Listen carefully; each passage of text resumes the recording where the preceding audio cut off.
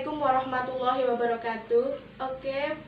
Pada pagi hari ini kita akan belajar mengenai struktur dan kebahasaan dari teks anekdot.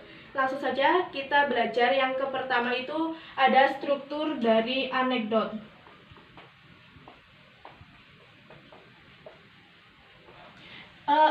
Teks anekdot sendiri mempunyai 5 struktur.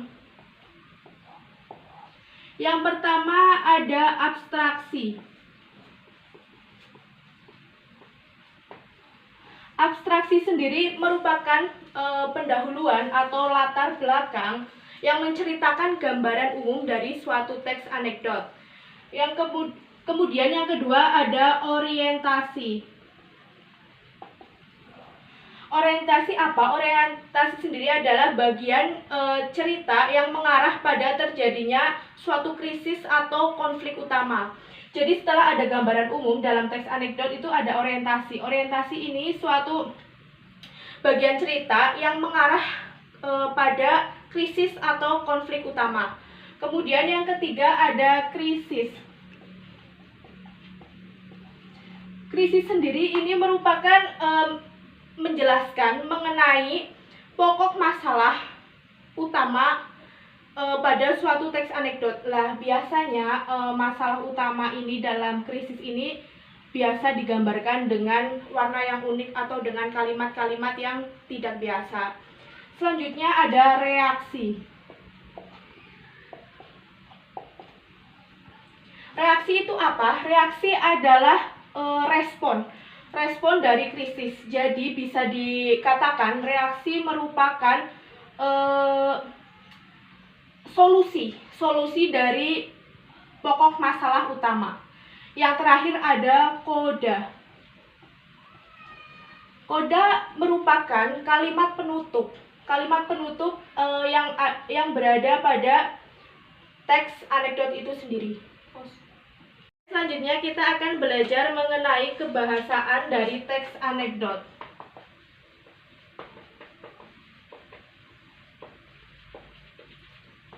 Yang pertama ada menggunakan kalimat retoris.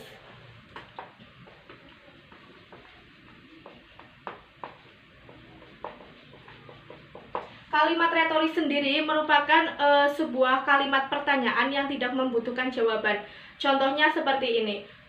Adakah pejabat yang jujur di zaman gila seperti ini? Nah, dari contoh kalimat di atas itu merupakan kalimat yang tidak membutuhkan jawaban. Kemudian yang kedua, menggunakan kalimat perintah.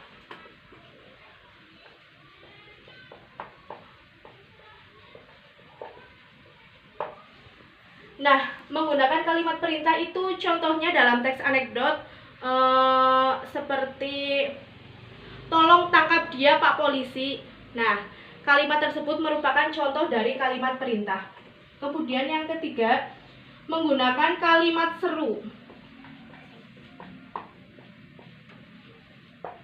Contoh dari kalimat seru adalah cantik sekali gadis itu. Diakhiri dengan tanda seru.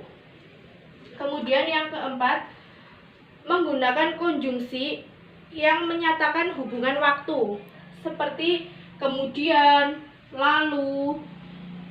Itu merupakan kebahasaan dari teks anekdot, konjungsi waktu.